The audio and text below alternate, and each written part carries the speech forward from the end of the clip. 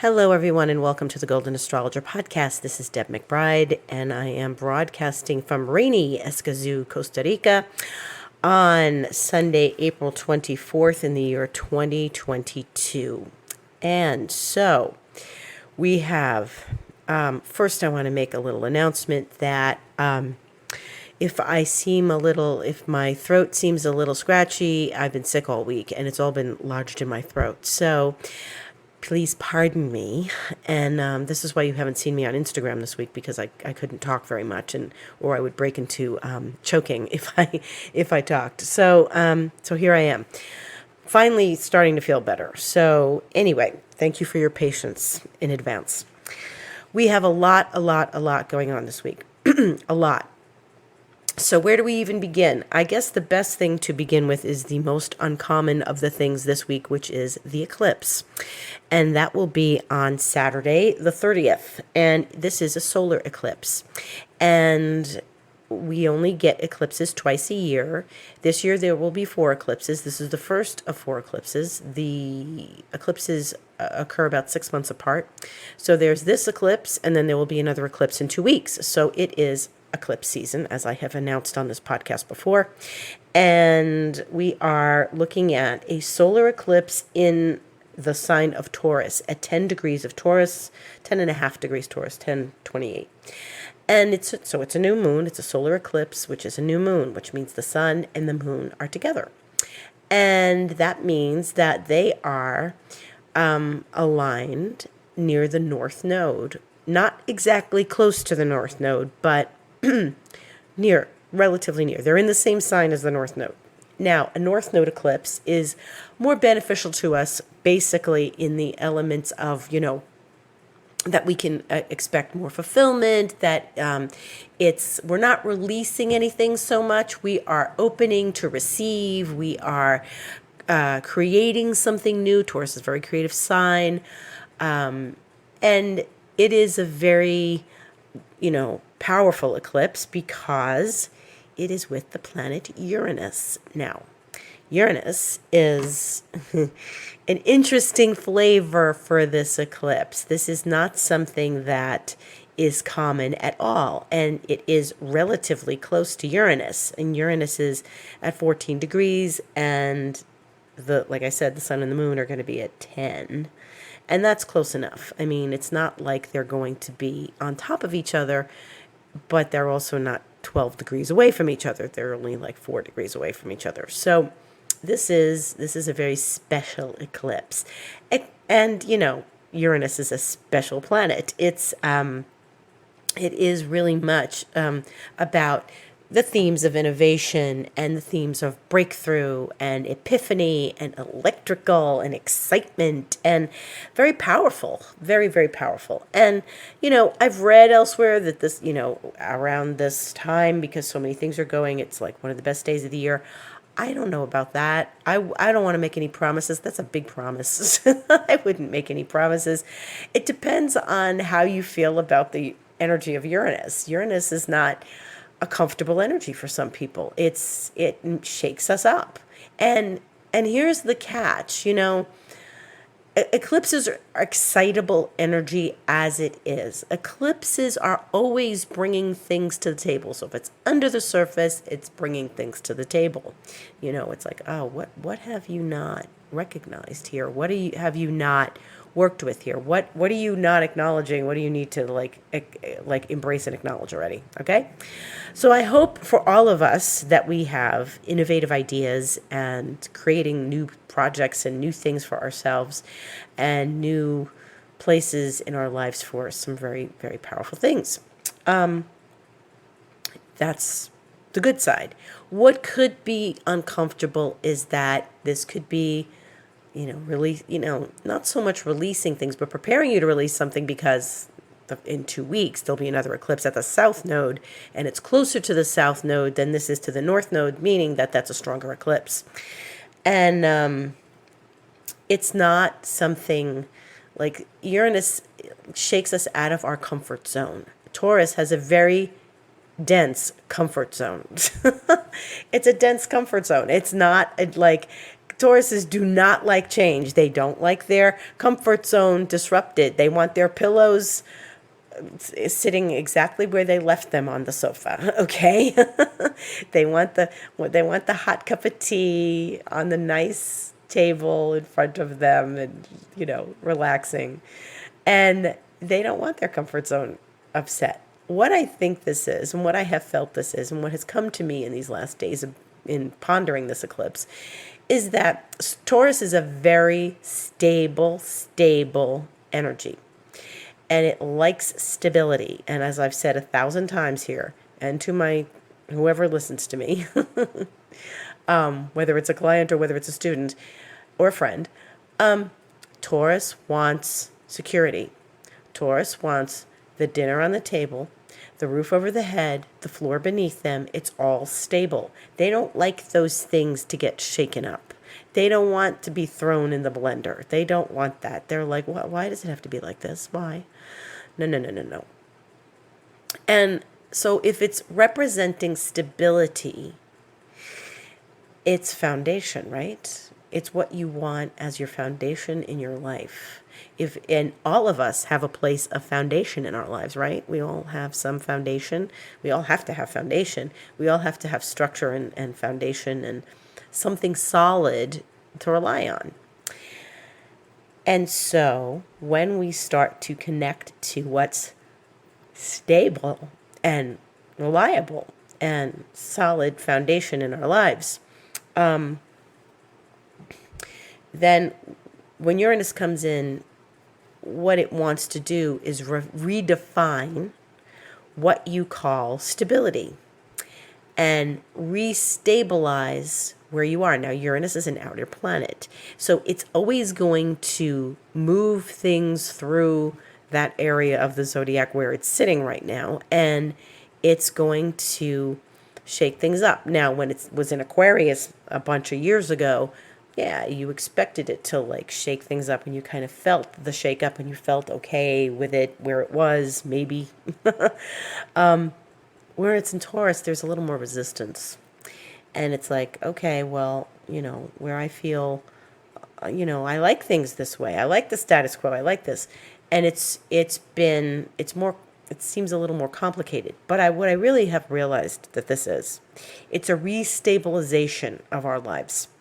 It is something that says, I want stability. I want a real foundation in my life where I can put my feet on the floor and I'm fine. And I know where the floor is, and I know what the roof is, and I know where, everything is coming from. But there are always inevitably changes in our lives, and there's always inevitably shifts.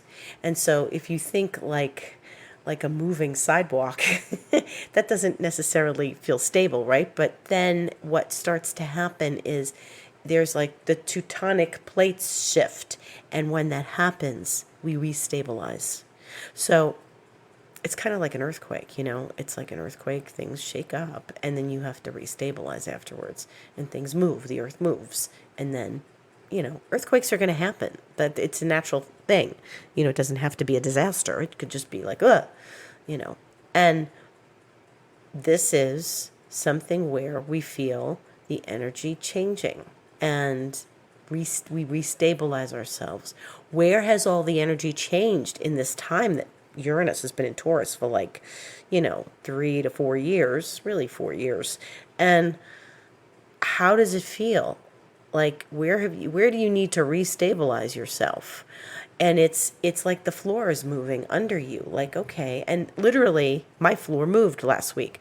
And it's, not the thing you want to have happen when you've got choky things in your throat. Like you're choking all the time, or your throat's sore. And they were scheduled to come in and replace my bedroom floor. So the day I get sick around Easter, like I was really starting to feel it on Good Friday. I was really starting to feel exhausted.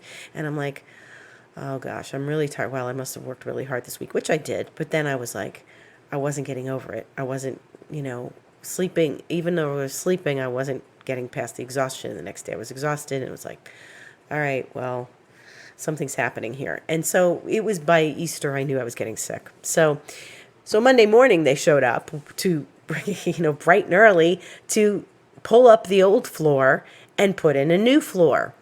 And this has happened once before when I was here, but obviously it wasn't done right the first time, so it had to be done again. And it's interesting. Maybe whatever was your stable foundation wasn't as stable as you thought it was, and now it's going to be more stable. And you've worked to make it more stable, and here it is. And so when I thought about it, I'm like, okay, they're tearing up the floor. And let me tell you, the house was covered in stuff. And thank God for cleaning ladies, grateful for them, because there it was. And the guys cleaned up after themselves, and I watched them sweeping, and I'm standing upstairs and I'm looking at where they, what's in the air, and I'm seeing this cloud of dust, and I'm like, oh my God, I couldn't even sleep in the bedroom that night. I had to still sleep upstairs because it was choking me in my sleep. So there was so much powder on the floor from the construction and from the whole resettling of the floor that I was going to choke. I was choking. I had to come back upstairs and sleep upstairs. So thankfully I had someplace else to sleep. So here we are. And I looked at that and I said, oh wow, I have a new foundation. How about that? So yeah, I have a new foundation, and the floor represents our foundation. So I was like, well, I'm shifting foundations here. And that's something that we need to be aware of when we're doing this. It's like, oh wow, we are shifting our foundation. We are shifting the place where things are settled in our lives. And it's really important to make that a connection to what it is that your foundation, where you're restabilizing yourself, and look at that, because if you don't look at that, Uranus is going to force you to look at that. So that's like, because there's going to be some restabilization. That means that the old floor had to go and the new floor came in. So, and they threw out the old floor. It wasn't like they could take up what was there, like fix it and then put it back in again. No, they put in a different material. It's ceramic now. It was bamboo before. So it's completely different material, and it's much more solid.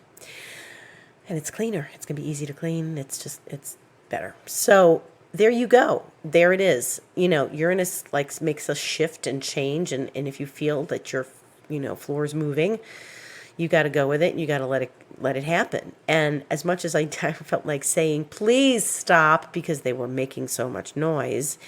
And the one day I felt really bad is the one day they made the most noise, and I just didn't know what to do. And there you go. So it's better that the floor is in. I took care of myself. I just stopped doing what I was doing, and I just rested. And I gave myself the gift of rest, and I had to do it. I had no choice. So that's one thing.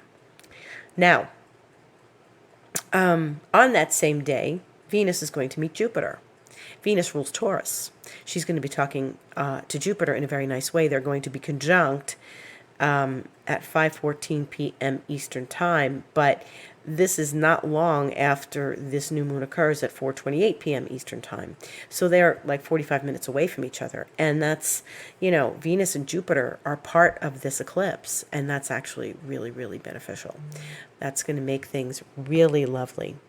And so I think this is a good energy supporting the eclipse.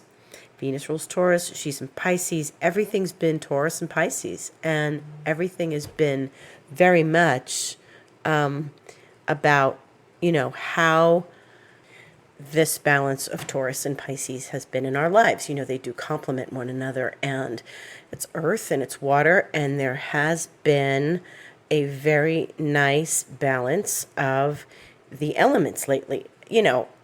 Barring that there's no fire anymore, but we are experiencing, earth and water have been they're in sextile to one another, and that means that they are in smooth flowing aspect to one another. So we're not having all sorts of stress and tensions between like the groups of planets that are in air, in water and earth.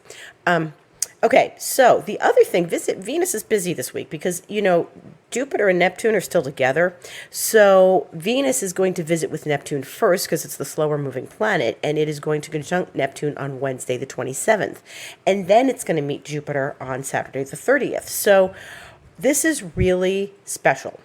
This is really special because Venus is exalted in Pisces. Jupiter is a ruler of Pisces. Neptune's a ruler of Pisces.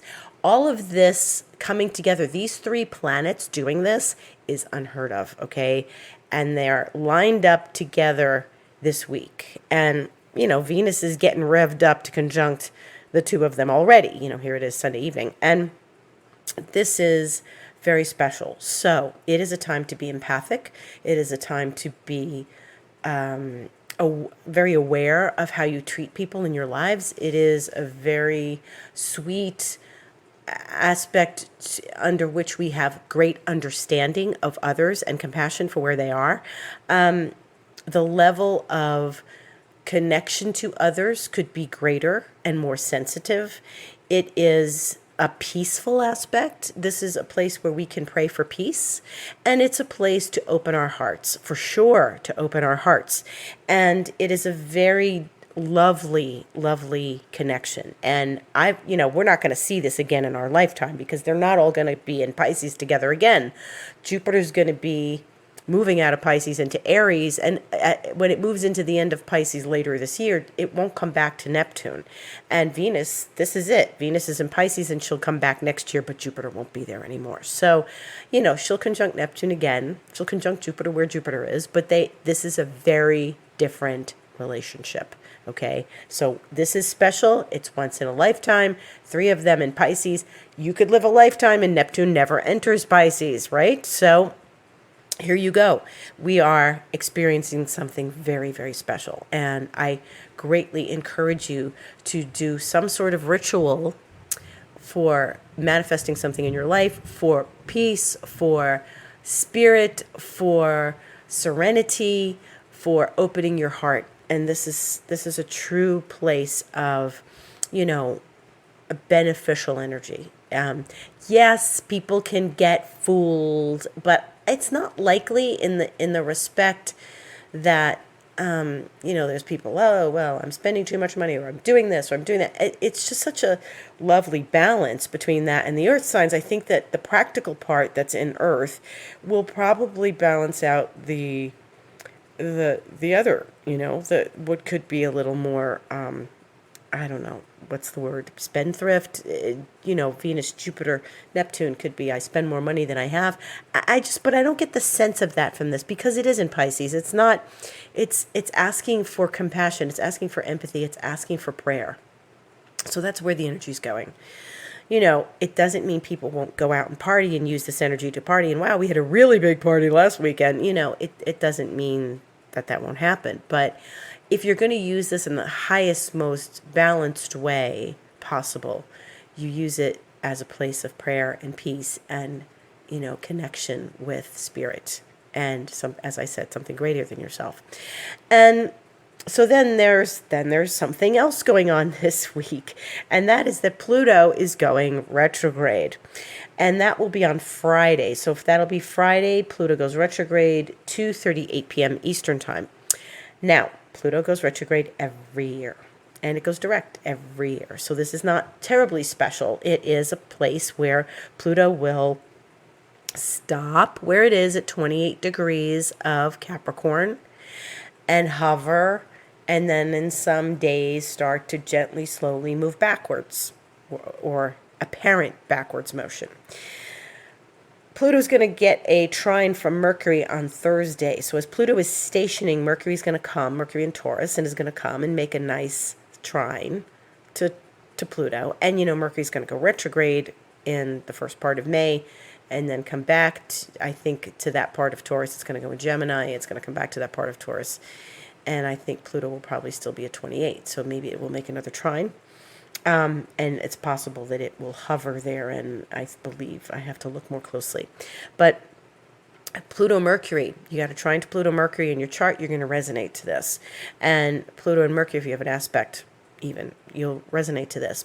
But Mercury and Pluto are very good for intellectual exercises, for grounding communication and earth signs, for, solidifying ideas, for solidifying communications, thought processes, analysis. Very, very good. So we've got some really good things happening at the end of the week. Now, Pluto going retrograde is the first, everything's been direct for a while. And Pluto now goes retrograde, and that is an energy where we feel like we are, we have to go back and review what we experienced earlier this year.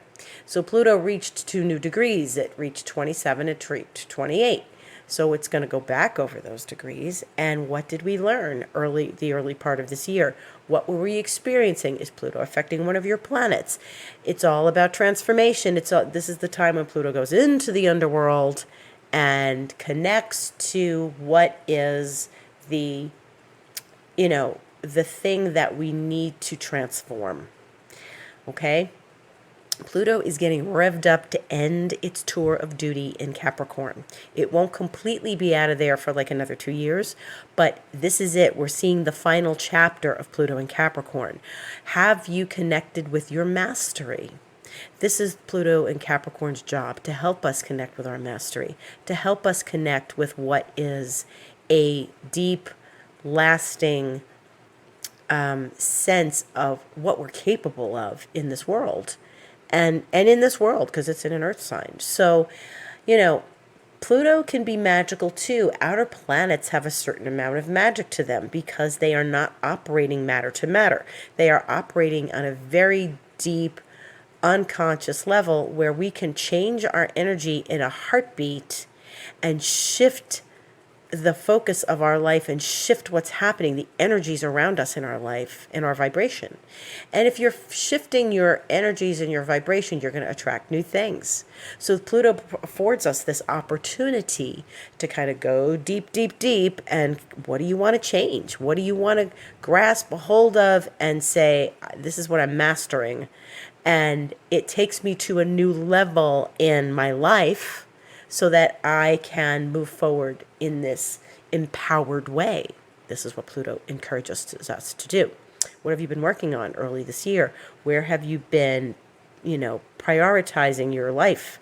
What is important to you right now? What is the place that has been receiving the most transformation so far in 2022? And maybe it's not directly affecting a planet in your chart, but it's someplace in your chart right now. And it's going to do that little dance. It's going to move backwards, and it's going to move backwards until October, and then it will go forwards again. Now, by the time Pluto's getting ready to go forwards and is moving forwards, Mars is going to start going backwards at the end of October. So this is a time to focus in on like the things that you need to go in, take care of, acknowledge what you're good at, and like come out with some sort of debut, with your mastery. And it's important to, connect to what's, what you're good at. We all have talents and we all have abilities, and it's important for us to up-level our energy at some point and up-level our knowledge of what we can do, of what we're capable of, and how we can present ourselves in the world. So this is something really important. And it is every year Pluto goes retrograde, and it's not like it's not like the Mars retrograde we're going to have this year, because we don't have that but every 2 years. But the Pluto going retrograde is really, a time of, you say this again, Deb, going within and, connecting with your power and empowering yourself. And it's an interesting thing because, half the population has Pluto retrograde. So don't think of this as something where it's like, oh my God, Pluto's going retrograde. It's not Mercury for 3 weeks, and it's like things get stirred up and things get, you know, discombobulated and shifted in a way that we can't cope with it, and then we got to rewrite our chapter of our book we were writing, or rewrite our story, or like go back and find things that got lost. It's not that. It's not the day-to-day. It's the internal. It is the collective. This will probably have a whole lot to do with the eclipse. So there's a whole lot of energy shifting this weekend, next weekend coming up. And we have to just be aware of how we're using our energy and how we are moving into a shift. Now, this is a lot of energy moving around at the same time. And it is so much that I really feel that you have to pay attention and not lose your cool. Uranus makes us fly off the handle, and then Pluto is involved. And, in a way, because it's not necessarily making the deep aspect that Uranus is to the eclipse, but it is shifting its direction simultaneously. So whatever is going on for you, whatever is happening at the time of this eclipse and while Pluto's shifting direction, remember this when Pluto goes direct in October, because the eclipses start again at the end of October. Okay, so it's sort of bracketing to Pluto's underworld adventure. And so this is really, really something we need to pay attention to. It's deep, it's lasting, it's shifting something. Major shifts are happening when a planet is finishing up its tour of a sign, when an outer planet is. And Pluto's been in Capricorn since 2008. And here we are, it's 2022. And as it's winding down, it has a lot to say. And it's going to tell us some things in these eclipse periods. So remember, this is very intense energy. So what's my advice? My advice is to keep your cool. Again, keep your cool. Do not lose your head. Go deep. If things in your life seem really intense, take a step back and look. You want to look at yourself. Take the sky view of yourself. Look at yourself as if you're looking down from the airplane and look at your life, okay? That is something that is, beneficial to be paying attention to right now, okay? And take the long view. Look at yourself. Look at the direction your life is right now. Look at where you've been since 2008, because we're going to start looking at that. Like, where have you been since 2008? And what have you been doing since 2008? And how has that changed your life, And, some of the things that have been really powerful in these last weeks and months is this Jupiter-Neptune, which is getting visited by Venus, is the fact that Pluto has reached new territory, is the fact that, we're having a new moon with Uranus. And these are all happening at the same time. And, Jupiter and Neptune get together once every 12 years, even though this particular special aspect is happening, with Venus. Where Jupiter and Neptune have been in the last bunch of years is where Pluto has been, and Saturn and Pluto and Jupiter were during 2020. And Jupiter and Neptune were also that was when it was in Capricorn, like 24 years ago. And then in 2009, when Jupiter and Neptune met, they were in Aquarius with Chiron, and that's where Saturn is right now. So we're looking at like big shifts, big changes, big movement. And it's not to be ignored, okay? So don't be surprised if you get the urge to really shift and change something now. This is good. The energy of change, the changes you want to make, the leap of faith forward right now, very important, very important. And so you can manifest something Very important when we're dealing with Taurus energy, okay? So the only thing that I caution against during eclipse season is from one eclipse to the next, I wouldn't launch the new project, because oftentimes what happens is it falls between the cracks. So just bear that in mind as you're moving through this energy. Otherwise, we've got this lovely Venus to Jupiter and Neptune, and we have, let's see, where we are right now is the 24th, and the moon is void in Aquarius, and it will go into Pisces 6:15 a.m. tomorrow, and that is Eastern time. And then it will stay in Pisces, and when it goes into Pisces, it's going to line up with Venus, right? And Jupiter and Neptune, so that's 4 planets in Pisces. Very deep spirit this week, very deep spiritual energy. Then we're going to see it go into Aries on Wednesday. It will be void at 9:36 a.m. Eastern time, and then 12:10 p.m. go into Aries. And that's what just around that afternoon is when Venus and Neptune are going to meet. And then it's going to be Aries, Aries, Aries until Friday when it goes void 5:38 p.m. Eastern time, and then enter Taurus at 8:19 p.m. Eastern time, getting ready to make that eclipse on Saturday. And that's it for the week. A big, big week. Lots of intense energies. In the meantime, I should be back and rolling on Instagram sometime this week. If you like to see videos about the astrological aspects of the week, it's The Golden Astrologer.